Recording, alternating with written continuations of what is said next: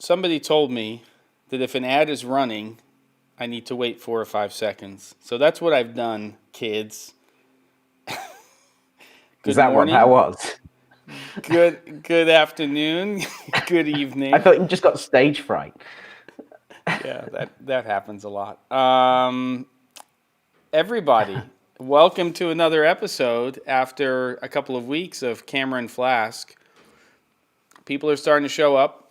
The notifications are going out. And you'll notice that there's a placeholder for another of our esteemed co-hosts.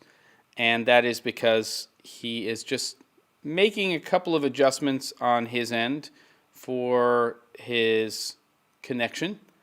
And yeah, it probably could be a slightly different silhouette, but I don't know if I get to choose that. So here we are. We're waiting for Caleb to show up. Let's just say hi to everybody. And by the way, hello, Ben Barden. How are you? I'm very well, thank you. And your good self?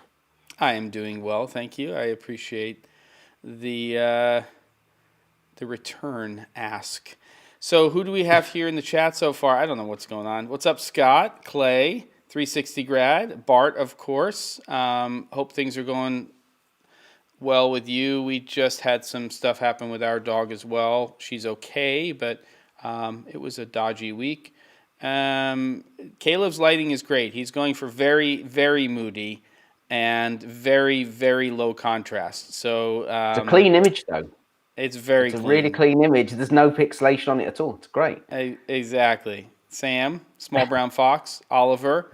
Here we go. We've got a lot of people here. And we're back. It's kind of like last week didn't happen, which it didn't, and here we are again. Wait, and I've got Caleb asking for something. He needs a little. He needs a present. So just give me 1 second. That sounded a little weird, but let's just. He did just send me a little. Hold on. So Ben, why don't you chat a second while we get Caleb in here? All right. Well, just to fill everyone in with what's going on, we were doing some tests earlier.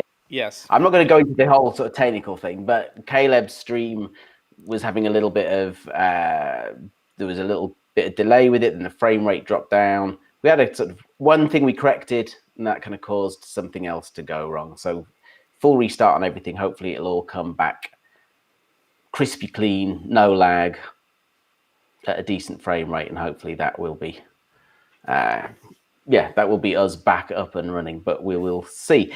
But this is a return. Here he is. Look at that, looking clean. Oh, looking come very on. Better, any better? Oh, amazing! Perfect. Like image is clear, sound is fine, at least on our end, and no drop frames. I'm feeling pretty good about you being here. And look at this. I feel like we're news people now. All of our heads are about the same size. We're framed. I mean, it's getting a little crazy here, I have to say. What's going on? I could probably do like a 3-up right now, and we'd all be okay. We'd be like side by side, and it would still work. I'm not going to attempt that right now. That's not going to happen. No. Whatever, step away from any control. Yes. I did cause mutiny upstairs. The kids were watching something on Netflix. The internet went down and fires were started. Ridiculous. Bottles were thrown. Oh, trust me, I know. By the way, sometimes I don't tell the family that I'm restarting the router, and they just go ballistic. It's as if their lives ended. If you want to get your kids' attention, just turn off Wi-Fi. And that's it. Then you'll have everybody. And I mean, that's actually a little tip. Just say, for some reason, the whole system's down. And then you'll actually get to eat with your family. It's amazing what can happen. It's a really amazing. Now, there's even better things than that. I have this app that my son's figured out how to disable it now somehow. God knows how. He's kind of better at technology than I am, which is worrying. But my daughter still has it, so I control what they can view, the apps that they can use, internet time, and it just can reset it. So I can be away, and I can just turn it off just to wind them up, and then it's the only time they ever ring me. Amazing. Yeah. Yep. That's funny. Yeah, if you ever want to talk to your kids, turn off their internet. Anything. Yeah. It's just turn off their connection, and it's fine. It's more effective than taking their phone away. Just kill the signal. Parenting 101, hashtag 2020. Here we are, another week. Wednesday, August 26th, 2020. And it's nice to be back with you gentlemen and everybody in the chat. Interesting week, some changes here, I will say. New computer, so that's been part of the process here, just getting things figured out. The update, what'd you get? A new MacBook Pro. Nice. 16. 16. Beautiful. Yep. And screw the wait for the next, silicon chips or whatever. But that's going to be a ways out. Weird thing, 10.4.9 of Final Cut Pro 10 is not rendering the files that I'm bringing in, which is weird. So I'm doing some stuff with the R5 and R6. I can see the clips, I can play them back, but I can't even force render. I've deleted, reinstalled, so now I have to figure out how to install 10.4.8 again. If somebody knows how to do that, let me know. I'll figure it out. It's always a dark road. Alongside that, just real quick, I know we're super sidetracked here. No, it's fine. I just saw that along with that update, ProRes RAW, you can now change settings on select cameras. Yes, huge. Super exciting. Mm-hmm. So originally introduced in, of all things, Scratch from Assimilate, which is what, like, maybe it's not $40 billion anymore, but it used to be. And they started to put these expanded ProRes RAW things in, and I think that was the little foreshadowing. Now it's in Final Cut Pro 10, so what I'm hoping is, at least in Premiere, that we can get some sort of expanded support too. And while it would be lovely to have it in Resolve, by the way, I put an 8K RAW clip in a timeline in DaVinci Resolve 16 today, and it played back in real time from frame 1. Boom. Yeah. Just dropped it in. That's Resolve. No problem. This is what I've been telling you this RAW. for years. Just anything you chuck into Resolve, it plays it back straight away. On any other software on the same machine, it just stutters and dies. Resolve just plays it, and you can grade it in real time while it's playing back. Are you fully switched over now? Or are you still cutting in Premiere? Because the rest of the world aren't as enlightened as I am, and I have to work with people. Wow, those are some bold words. Those are fighting words over there. Amazing.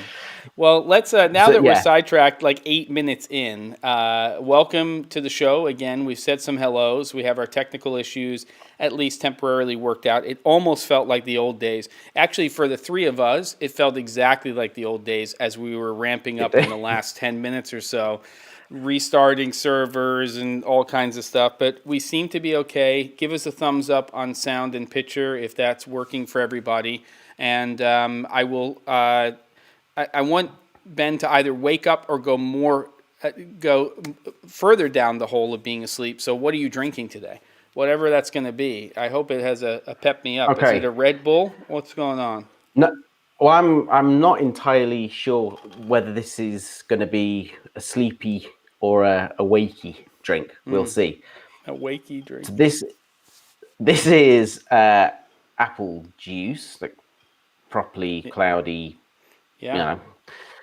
freshly pressed stuff, and this is Żubrówka, which is bison grass vodka from Poland, which is a nice green color to it.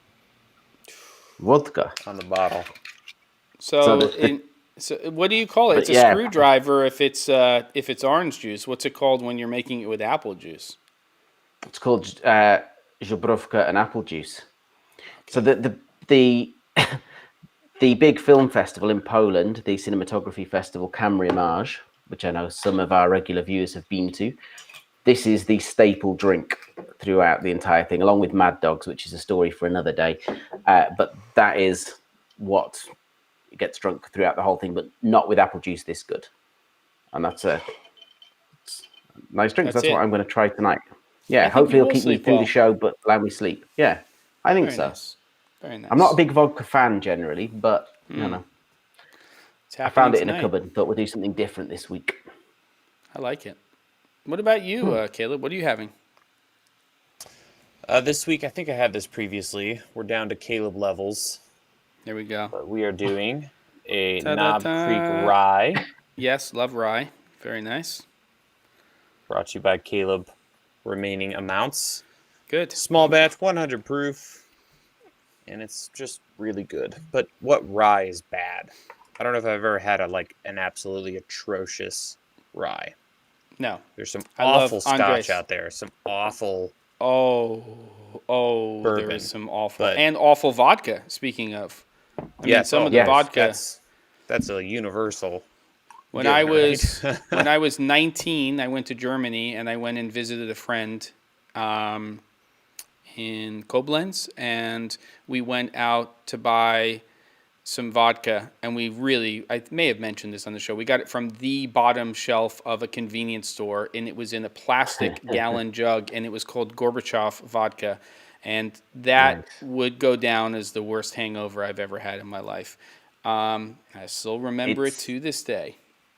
It's evil stuff. The Zhebrovka, it's very, very soft. It's very gentle, very easy to drink. As 360 has said in the chat, it's one you can drink neat, and that is the only vodka that I could contemplate drinking neat, because it kind of generally turns my stomach a bit. But this is something quite different, worth looking at, and it's really cheap. It's like, I don't know, $5 a bottle, something like that.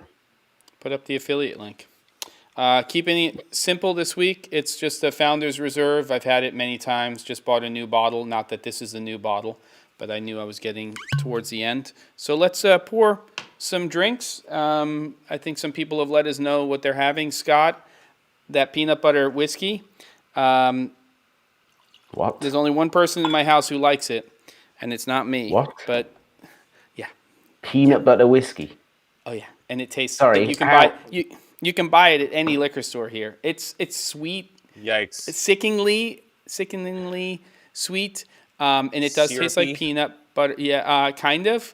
And I think that it would be perfect over maybe some ice cream, and that's about as far as I want to go with it. But you know, I'm totally down with it. And trust me, I kept putting ice and more ice and more ice, and then I went and got one of these.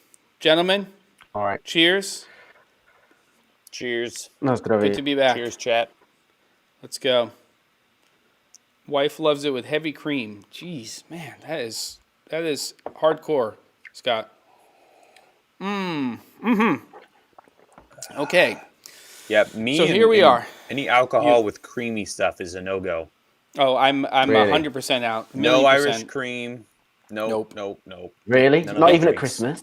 Anything that can be shelf I say stabilized no. with anything that can have dairy in it that's shelf stabilized for years, that does not even compute. That could go in my body and it's going to exit even if it's totally fine. It's a mental thing. It's not happening. I'm sorry. What's going on? What do we have here? Max headroom vibes. Do I have too much headroom? Is there some Oh, weird maybe problem you're happening? dropping frames. You're not dropping frames with. As in, you're stuttering. Yes. Oh, am So, There we go with wait, this. hold on. I have to tell somebody something. I? You have to Max tell headroom. someone something. I'll tell you what it Max is. Headroom. You're too young to know about Max Headroom. Do you not remember him from the 80s? No, I don't. I'm not. I'm missing the. That's just a cultural- YouTube. It's a very quick YouTube, and you'll get 5 million references to it. You'll watch one video for 10 seconds, and you'll know what it is. You may not have experienced it in the quantity that I experienced it in, but you'll know exactly what that pop culture reference means when people said you're Got it. Max Headroom. I used to do White Russians with vanilla vodka. Alex, it's all wrong. What is that? No. That's like I two could negatives. I could think that'd be all right. I would. Of course you would. Of course you would. Everything about this conversation, besides the Max Headroom thing, is just not helping the world. Okay, let's get back down to our conversation. Housekeeping here. We're here every week, 3 p.m. Pacific time. with the occasional week off because of conflicting schedules. We try to make it so that it's at least all three of us if we can. That is the goal, which is why sometimes we have a week off. But we've had a pretty good run. I think we've probably been off for 4 or 5 times in the 80 episodes that we have, meaning that we've still only done 80 episodes, or in Ben's mind, 990 plus episodes. But here we are. So we're gonna, we're gonna do this every week, and if you want to subscribe, that's great. And this one's a little tight. We're gonna have to end off right on time because I'm doing a test for the new Shooter Weekly show, which starts tomorrow at 4 p.m. on the New Shooter YouTube channel, and that will be myself really just playing host and moderator, and then Eric Naso and Matt Allard as the voices of New Shooter. So that'll be a new thing, and we have to do a tech test for that show right afterwards. And I know at least Ben needs to get to bed right on time, so we are hard out right on the hour. Gentlemen, we have discussed this briefly because there's been a lot of camera talk, but it seemed like a good time going into September for us to take a look at the landscape of where we are in terms of cameras right now, where we see things going. And I called the title, Should You Buy or Rent?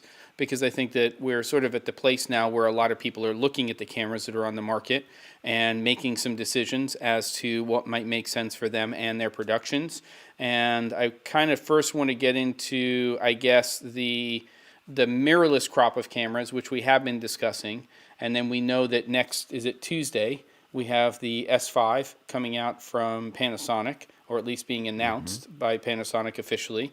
And so I'm going to throw it first to Caleb and then to you, Ben, after Caleb, in terms of how you think, what you think about this, let's say $2,000 to $4,000 price range market right now in terms of the cameras that we have. And what is it that you're excited about? What is it that you're not? And how do you look at that in terms of not just yourself, but other people when they're thinking about these? It's a super hot, bracket right now for sure. The S5 around the corner. And of course, we've got the A7S. I think that's one I'm really curious to actually try because it's so hard to tell from videos. Some videos are more technical, others are more photographer oriented. So I'm very curious to take that thing out, throw some, cinema or vintage glass on it and really see what it's all about, what the footage is like. Because this is the first time Sony's really done anything with their codec and the way the footage is captured in their cameras. And then I don't know if you guys saw, but like some of the rumors with these baby Canon cinema cameras are looking pretty interesting. They are. Promising, yet also a little sad.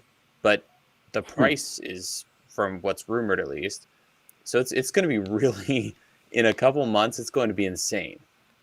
You'll have so many different options. And then as you work your way up, of course, you get into that $4,000 level with, VR5, S1H, etc. So, yeah. A7S III, I think that's going to be, if it's as good as what people are saying, that could be a real beast. Yeah. I mean, if they can get that format that they're using in there to be as good as the FS7 and FS7 II in terms of how much you can push and pull the image, there's going to be a lot of happy people. Because really, that's very respectable in a mirrorless camera to be able to do that. And judging by the data rates and the fact that they're 10-bit, I think you're going to be able to get pretty close. And you should technically be able to get better color out of them because there's been a lot of advances since those two cameras, including the FX9, when it comes to that kind of stuff. What do you think when you're looking at stuff right now as an EOS R owner, Ben, and then somebody who has really, sort of been sitting in that Canon ecosystem for a long time now, and you're seeing the A7S III, you're starting to see, well, we'll have to see with the S5, where Panasonic goes with things like autofocus and if they're moving forward in that arena. How do you see that landscape and what's going on there? Well, I would say at the moment, it's, and depending on where you are, and again, we've mentioned this every time we talk about this, depending on what you have in terms of glass and how deeply invested you are in that. But I think at the moment, I just think buying anything immediately right now, like this month, no, you just rent stuff. You've got jobs coming up, and I don't think there's huge numbers of people that are mega busy right now. I think we're all starting to get, the phone's certainly been ringing for me the last 2 weeks. September's always, July and August are always a dead month, regardless of what's going on this year. September, everyone goes back to work, and that's definitely happening here this year because everyone's coming back off holiday. Schools are reopening here next week. So the phone will start ringing more and more. But for the level of work that I think I have on, and if I didn't have kit and was looking at purchasing, I'd be looking at renting per job at the moment. And although you may not be making as much per day, because obviously you're charging out yourself and your kit, I would still just be holding off, I think, because there's so much interesting stuff, and just to be reading enough reviews and reviewing these cameras yourself by renting them for a particular job, I think will be interesting. These R series, I've been shooting with the C200 and the R5 on this TV series that I'm working on at the moment, and it's the R still producing some really nice images. It's got its limitations as long as you can work around, but it matches nicely with the C200 right now. I'm really interested to try the other two. I might even rent one week after next because I've got all the intro stuff to do for this series. So I want a bit more slow-mo. But I just generally, I don't know. I would just be holding off a little while, I think. Yeah. But there's just so much. How do you feel about that? How do you feel about that, Caleb? Do you think that it's a renter's market right now? I mean, it's hard to get your hands on some of these cameras because a lot of them were just announced anyway. But, what do you think's a good investment right now? Or do you think people should wait? I was actually just thinking while we were talking, like, that'd be an interesting business idea to essentially become like an online rental house, but only specialize in the newest of the new.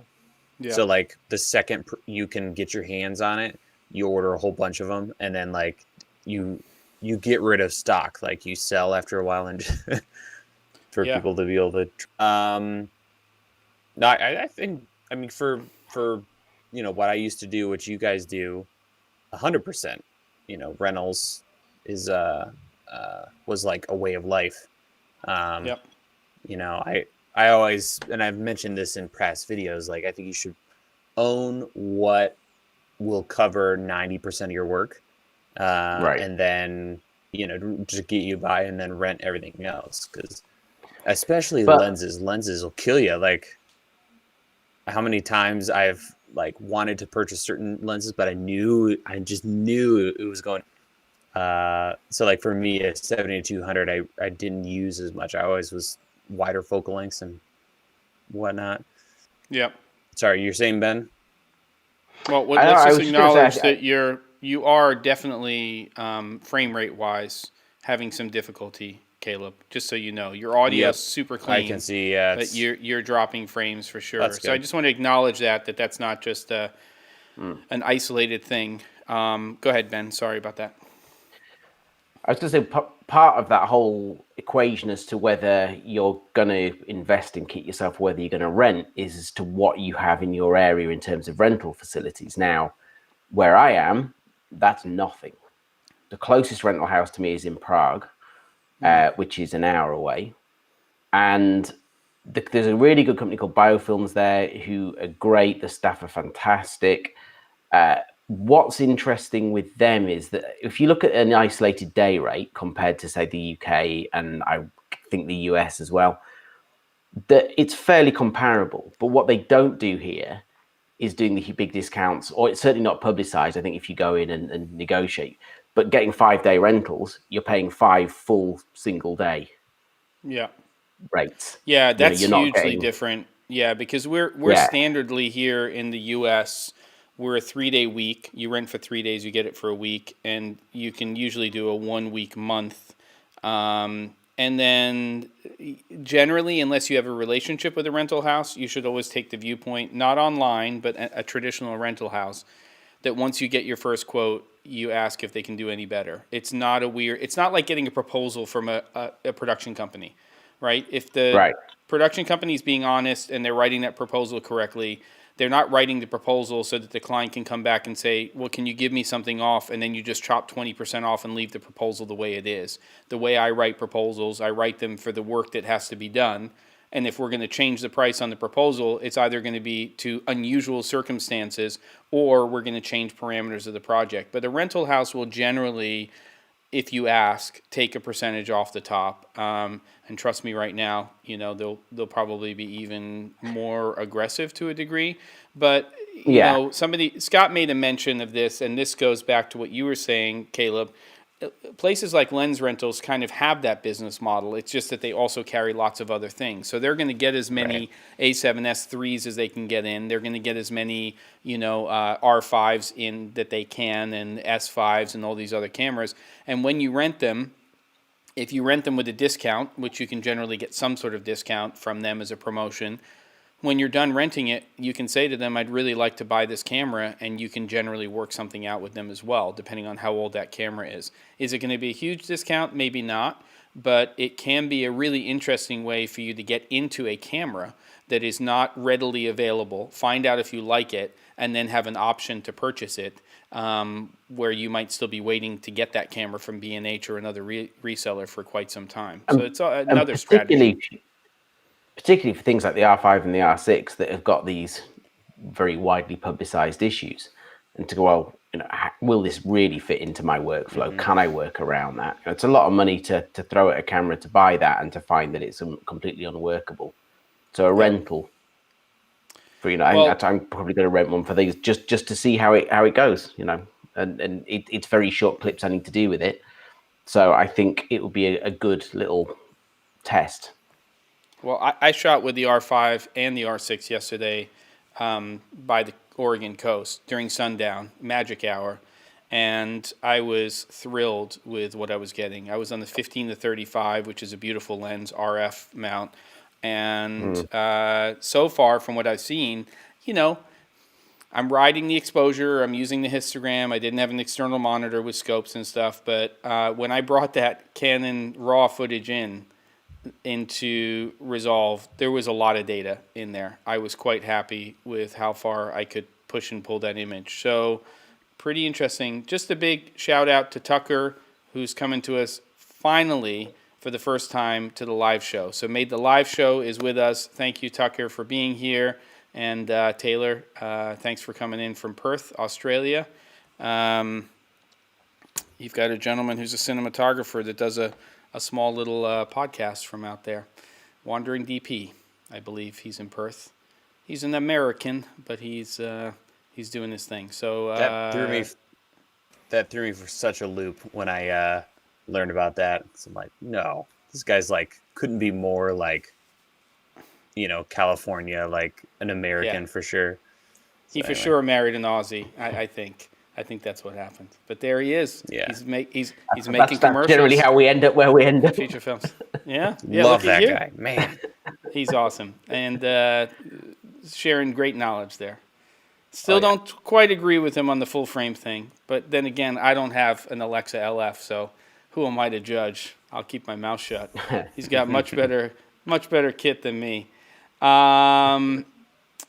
So we have this category of camera that's sort of heating up. And let's just take we'll just take the A7S III and the R5 and the S1H out of the equation right now. We know that we have a segment there with pluses and minuses with those cameras.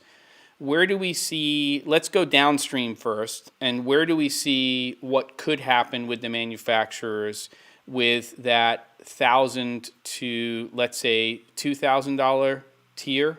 And I know that we have cameras that are there, but where and what manufacturers can come in and do some interesting stuff in that space right now. Anybody, and you can include some of the existing cameras if you're really happy with what they're doing.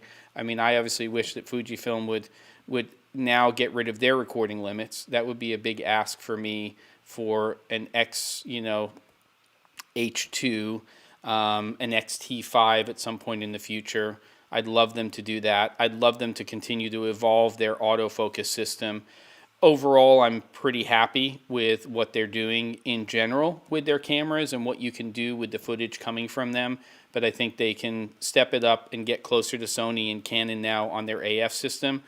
AF system on that R5 is bonkers, by the way. I mean, I just cannot. I had like a little tiny little silhouetted version of my son, backlit, and I just pressed on him, and boom, I'm autofocused on that little, like flea-sized image on a 15 millimeter focal length, and it held pretty well. I mean, there's times where it broke because of the type of image, but it's just so light years ahead of some of the stuff that I would be getting even on a Cinema EOS camera from Canon. So that's really exciting. So that's my little take. I think we could evolve Fujifilm for AF.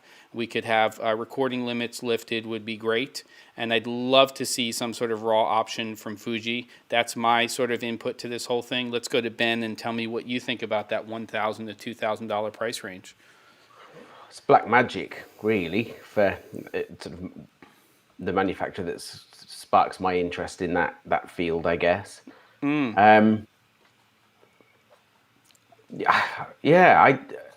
I don't know. It's because I would say it's not the area that I'm normally sort of looking in for my own work, but there's certainly, when you're looking at kind of C cams, that stuff would be very interesting to me. I think I'm just keen to see what Blackmagic continue to do with their not pocket cinema cameras. I think the form factor is ridiculous, but there's an awful lot to like about those at that sort of money. There's not very much else that does anything like that sort of level of spec there, I think, for me, in terms of getting it to play nice with other things. Yeah. I don't really have an awful lot of insight for that particular segment of the market, I have to say. Okay. How about you, Caleb? Do you see space for Sony to come in now with APS-C or something like that? I mean, where do we fill in the blanks here? Yeah. No, I would. It's pretty rough down there in sub $1,000 land, or up to $1,000. 1,000 to 2,000, things start to get interesting. But I think Sony is someone who really needs to up their game. They've had the same. It's what I'm working with right now. This A66 or A6400. It's the same stuff. They've just had like this blanket awful 8-bit video on all their cameras for so long. So it would be amazing if they dropped some of that goodness from, the higher end cameras down. Even if they just do like a 4K 2430 at 10-bit with 150 megabits, that's fine. Something. I think Fuji is probably the strongest in Blackmagic with their Pocket 4K at this point. There's a sleeper camera on the Fuji end, the XA7. Yes. Have you looked into that at all? Yeah, I don't. Awful build quality. It's horrible. I was just about to say, I got one in. I never created content with it, but I played around with it. There's one on my shelf at the office. Yeah, it weighs. I keep forgetting about it because I never use it. It weighs less than an iPhone. It's like it is not a good. It's like an it iPhone is not case. A good build con. Yep. But same color settings, right? Maybe not same F-Log? film simulations. I don't know if it has F-Log. Definitely has all the film simulations. I think it goes up to 30-minute 200 limit, megabits. 15 in 4K. 200 megabits per second instead of up to 400, I believe. But for the price that you can get that thing. Yep. And it has a jumpy castle sized flip out screen. Huge flip out screen. It's amazing. Jumpy castle. Bigger than the XT4. It's awesome. Oh, that's the best. That's the best today. Jumpy castle. Unbelievable. Yeah, go ahead. And then there's Canon. They've got the RP. And you know, I think at this level we have to curb some expectations, right? Like Yes. people buying $1,000 camera probably aren't. Most people aren't interested in like C-Log 3, you know, Correct. 14 stops. So you know, I think that's fine. I think the $2,000 range is where things start to get really interesting, and we're seeing a lot of good stuff, like the upcoming S5. Waiting to see what all that looks like. But that's looking very promising. The A7 IV, we don't know anything about, but I think that could be another huge slam dunk if Sony does a couple things there. So I think the $2,000 mark, we're going to be seeing some pretty phenomenal stuff. Anyway, that's that. Interesting. So I don't know anything about this S5, by the way. I haven't even read any of the rumors about the camera, so I don't even know what the sensor size is supposed to be. Is it supposed to be micro four thirds, or is it supposed to be full frame? I have no clue what the heck. Rumors this thing are it's an S1 with more video centric features and smaller. So it's kind of like a baby S1H, Yes, or not? Okay, correct. So, it's like the little sibling of the S1H, sort of. Yeah, Same it was like mount? S1H hardcore video. Yeah, everything's the same. Like same L mount, same sensor. The rumors Got are it. saying. Yeah. And so the S1H is up here, video mode. S1, we've all been kind of hacking together as a video camera, and it's pretty good compared to the competition. But it's always been a kind of a stills first, big body. And this is supposed to be more of the hybrid. Got it. More Is it content creator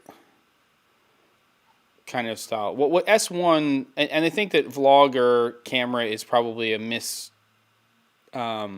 I don't say misnomer. It's that's just a content creator, because there's a big. I think group vlogger is an incorrect label. If I'm thinking about a vlogging camera, it's a camera that's facing me now. It's on some sort of stick or something like that, Joby, and I'm using it to basically film myself moving through spaces, and it's a day in the life thing. I think that we're probably talking about people who are making day in, day out YouTube content in different formats. I'm assuming that's what people mean. But this S5, where does the S1 fall price point wise, US dollars? S1? Yeah. $2,500. Okay, so this S5 might come in lower. So we're talking a camera that's $2,000. going to be competing in the EOS R space, XT4 space, anything else. How much is the A7 III now? That's in that space.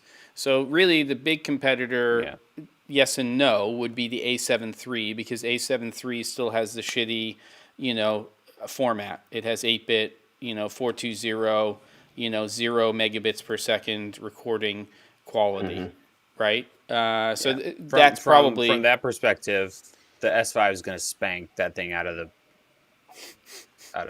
I don't know, enter location here. Like a big, what is the house? What did you call it? Yeah. What's the house? The S5 is gonna spank the A7 III out of the bouncy castle. The bouncy king of the big king bouncy, of the bouncy castle. All right, so let's go. Let's take a little trip. If there's anything, gentlemen, that you see in the chat that we want to acknowledge or go into a question, please bring it up. Always, if you want to get our attention, do an @the_C47, because that will be, hey, we actually, I want to say something. I want to ask a question about something, clarify something you're talking about, or get you onto some sort of topic, that you want to ask. So otherwise, we'll probably just assume that you're making comments about what we're talking about and then having a conversation with each other in the chat. So just an @the_C47 helps tremendously. Let's go upstream and talk about a segment of the market right now. Like, I feel like we're feeling pretty good, especially with Sony and Canon right now, in that $10,000 range, right? C300 Mark III looks like a rock star of a camera. If the C500 Mark II is any indication, which I've had time with, then I think it's going to be a killer camera. Everything that I've seen from the FX9 looks like it's a very capable day in, day out, camera. Absolutely. Great evolution to the FS7, FS7 II. We have a huge, giant, in my opinion, void right now in the $4,000 to $8,000 price range. We have a lot of cameras that sit there, but a lot of cameras that have been there for a long time. That's right. Feelings on Komodo what... coming in. That's what Caleb and I were talking about the other day. The only camera that has really dropped in that $5,000 to $8,000 range in the last, should we say, 6 months plus, more than 6 months, is the Red Komodo, which is a very unusual, strange camera to be in that price point in terms of the things that it has, because it's still technically a camera that's in beta. It's very much out in the wild. The images look to be great. It looks like it's got some great features. It definitely piques my interest, but I know it piques Caleb's interest. It's interesting to hear it's piquing yours. But I do have to confess real quick. Sorry to interrupt. You bought one. I tooted in the general direction of that camera early on in the news about it and the pricing and everything. But as time goes on, I'm like, So anyway, carry on. Sorry. Well, no, I think it's really interesting. We've had conversations in the past, maybe not so much on this channel, but there have been a lot of conversations on the past about Arri as a company. We know that they are sort of we've got the Venice, we've got some other cameras on the market, the Venice being the big one that I think is being used on large productions, obviously Monstro and some of the Red cameras. And then there's Arri, and they hold their own sort of place in the market. And there's always been discussions about, with this evolution of large format, full frame cameras, could they come down into the market and offer something like an Alexa Mini in a more affordable price point? My guess is they're going to keep their lane and they're going to just stay there. And what I think is really interesting is that Red is now becoming a company that I would guess in the next 3 to 5 years will sit very much in that $7,500 to $25,000 price range for a lot of the product that they come out with. Because a lot of this R&D and a lot of the stuff they're putting into a Komodo, as soon as you release a camera like that and they continue to upgrade that camera in terms of firmware, they're not only creating a gateway drug product, but they're also saying, we're going to start playing in a slightly different field. And that's not necessarily a bad thing, because I think they can carve out a really interesting, market, especially when they get to that $12,000 to $20,000 market, because there'll be a lot of people who say, well, do I want a C500 Mark II, or do I want a VariCam, or do I want whatever that version of that Red camera is in that price. And if they continue down the CFast cards, off-the-shelf media, they start to improve on that stuff, I think that they are an interesting company right now. Any feelings Very on much that? so. Yeah. Definitely. Yeah. I watching all the content start to roll out as people who have had the pre-production cameras start sharing footage and their thoughts. That coupled with Jim's posts on the camera and Red's kind of general vibe, I wonder if I've got a theory, and you were talking about price, and I think you're totally right. If you look at Red prices, they started kind of in the cheap market with the Red One, like that was the cheap digital cinema camera, right? Sure. Yep. Then then it kind of spiked up, and they became kind of like this. As other people came into the market, cameras got cheaper. They were kind of like you made it when you got your Red camera. Yeah. Then Arri comes out with their stuff. Meanwhile, everybody else is going like this, right? Panasonic, Sony, Canon, they're all coming out with amazing cameras. And then there's the whole controversy with the SSDs and all that stuff. And at the same time, they're working on, their Komodo. And I think what happened is they're getting into normal consumer stuff because that's what you have to do now. You can't keep selling Red SSDs that are like, super expensive and are just normal SSDs, essentially.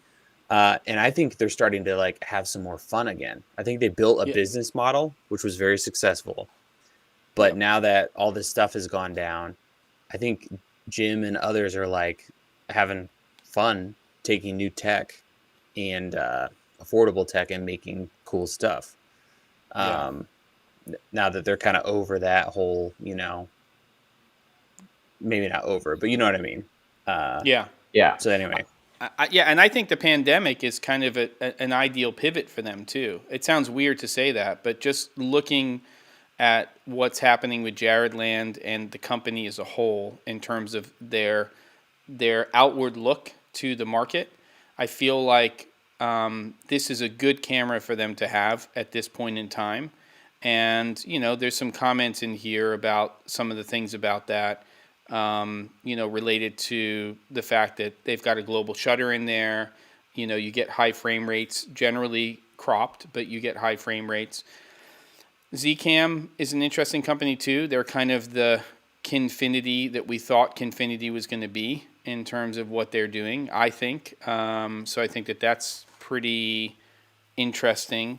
But I think there's a lot of space in that. Let's just say that Komodo is their gateway drug, and they develop that, and they don't do much in that $5,000 to $8,000 range. And then the next camera they come out with, they say, we're now going to give you, you know, this full frame camera. It's going to be, let's say, $12,500 or $15,000. That could still be a great space for them to be in. But then we still have this huge $5,000 to $8,000 space. EVA 1, long in the tooth. C200, long in the tooth. FS52, super long in the tooth. ancient, dusty. And we've got all Dusty this tech Funhouse. the tech that's coming out in that dusty fun bouncy house, the $2,500 to $4,000 range. The shit that's in those cameras right now is actually more exciting than what's in the cameras that are in the 5,000 to 8,000. And we can see some of the rumors. I love the XC15. You know, I'd love to see that evolve as a form factor.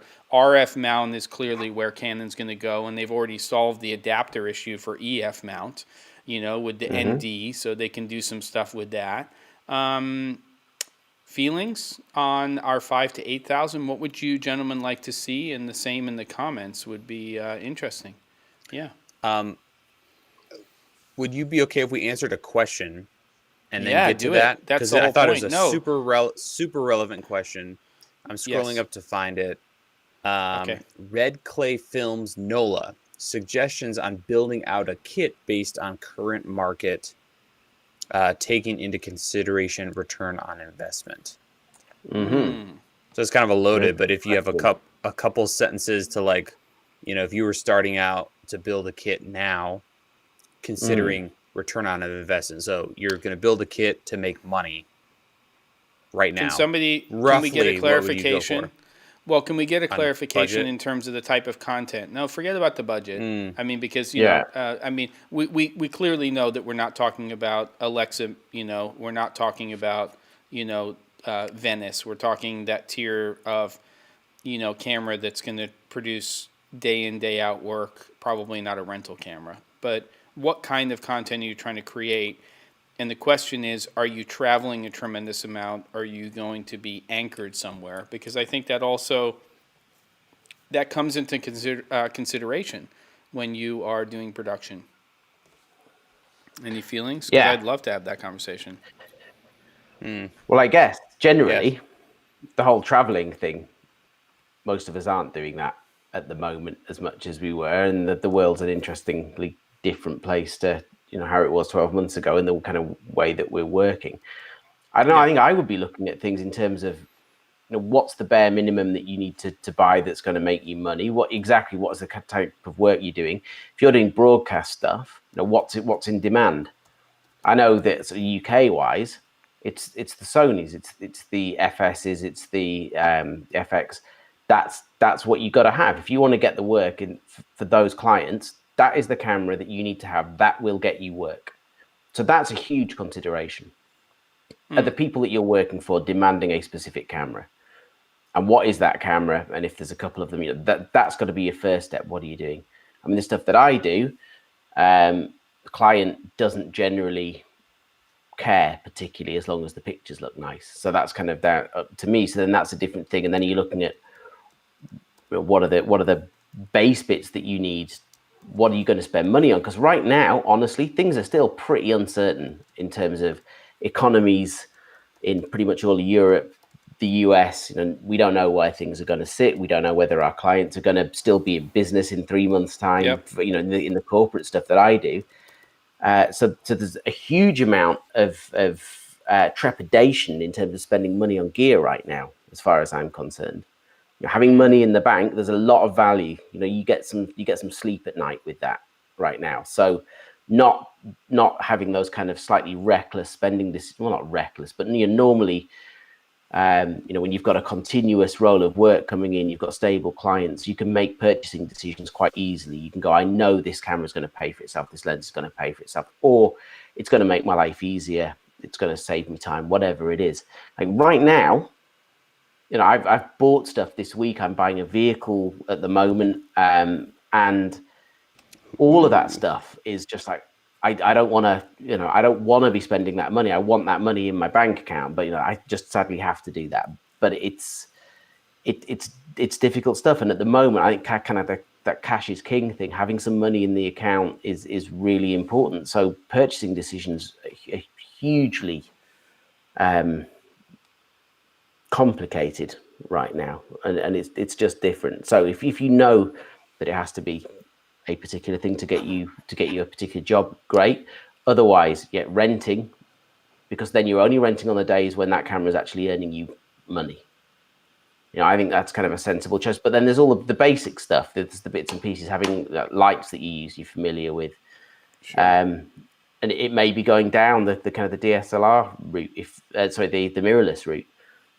If you're wanting stuff that you can do for 60-70% of your clients, if that's going to be what you're doing, if you're doing branded content, that kind of stuff, will that do you? And then just renting the big guns as and when you need it.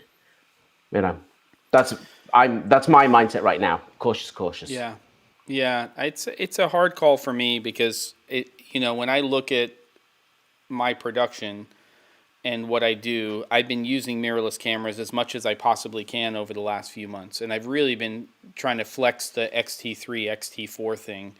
And it always reminds me, after using digital cinema cameras, where they fall down in terms of speed of workflow, especially when you're working as a small crew.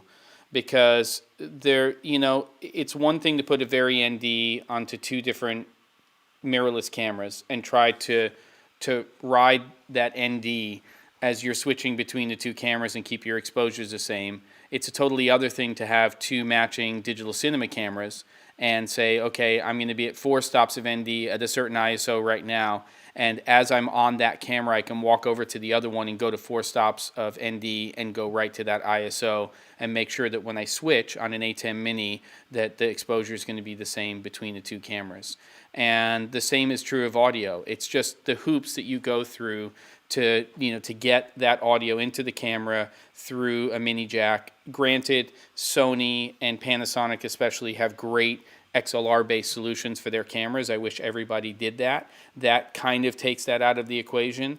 And then Canon sort of has a workaround with their R series where you have an RF to EF mount and you can put a very ND in there, but it's still a very ND. Then you could say, well, let me just use fixed NDs. But then you're putting 1.2s on there, and what happens when you switch, there's only so far you can ride your ISO in order to keep your exposure where you want it to be. So mindset-wise, from a day in, day out, let's get the job done. There's still huge advantages to digital cinema cameras with built-in XLR inputs, with built-in NDs, and I just find that when they come out of the bag and I start to use them, it's just so much more straightforward in terms of usability. But there's something that I really love about using these mirrorless cameras and how small they are, and I can go anywhere, but I still find them to be very fiddly. I love that I have lots of buttons on the outside of a cinema camera. And it's one of the reasons I'm drawn to the Fuji is that there's a lot of dials where I can control the camera without going into menus. but it's very frustrating sometimes to use mirrorless cameras in multicam situations. Single cam is a whole different ball game for sure. Mirrorless is a great way to go, but as soon as you add that second camera, then the system starts to break down. It's like the foundation of the house starts to crumble, and you start to really realize that unless you, and it's a communication process thing too, because you've got two camera operators on the same camera, but they have a very ND. How do you know that those exposures are going to be the same? They're not. Yeah. So it's a bitch, you know. That's why you got to give up. That's why you got to let go of that whole very ND mess. I agree. Now look, if I could go from but then 100 you're to, juggling a bag on your belt with like all Yes. these different ND filters you have to keep track of.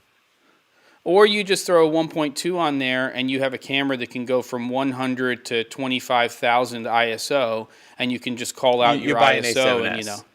Yeah, exactly. Yeah. There you go. You just said it. That's true. Yep. I will say to tack onto this whole conversation, I'll never forget, and I still to this day miss the simplicity of putting like a 24-70 on a C100 and picking it up out of the bag, and that's it. Yep. You know, or if one of the newer cameras, but I had two of those, and it was just a beautiful thing. You got a lens and the camera, everything's in the camera, got a great grip. Yes. I always love Yep. that form factor. You know, C200, that kind of whole thing. Yeah, look, C100 Mark II body, and just put in all the good crap that we have right now with a bouncy house screen from the A7 from Fujifilm, and I've got my XLR. You know, the handle is, it's okay. Maybe it's a C200, but I still love that little C100 body, and I don't know. Maybe they can now deal with it in this XC form factor and make it even smaller. That was a great little form factor for a camera. Mm-hmm. I think there's a lot of room. If they just took the C200 and did 10-bit 4K internal, done. Yes. Don't touch anything else. You're out of there. Yeah, that's it. I mean, that's still your Rockstar camera, and they don't have to do a lot to make that happen, do they? The C200, No. and they can upgrade the AF system to dual pixel CMOS AF2. They put that AF system, 10-bit, up to 400 megabits per second internal, and keep the price the same. They'd sell them a lot. They would. All right. They really well, would. These hours go fast, and we have to hard out at 4 o'clock Pacific this week. Next week, we will basically be talking about this S5 because there's been a lot of, discussion about it. I think we want to take a look at that camera and see where it fits in the landscape. And my feeling is that September is not over with that camera. I might be wrong, but historically, September has been a good month for cameras. It is IBC month, though of course not this year. So, companies like Sony have announced cameras around IBC a lot, and other cameras have come out from other manufacturers. So, Curtis coming in with a comment. Lovely to see you. And as always, everybody knows Curtis's channel, but if you don't and you have any interest in lighting, secondary probably to his audio content, and I don't mean in terms of quality, but just you're the audio god out there. We all look up to you, literally and figuratively, and it's just a fantastic channel. So please check it out and subscribe to this channel if you're interested in the content. And if you know what newsshooter.com is all about, and it is your resource or one of your main resources for industry news, tomorrow at 4 p.m. Pacific on the News Shooter channel, we are going to be doing the first episode of News Shooter Weekly. And both Matt Allard will be coming to us from Tokyo, and Eric Naso from Southern California. I'm off to go do the tests here. Gentlemen, any parting words before we go with our hard out at 4 o'clock?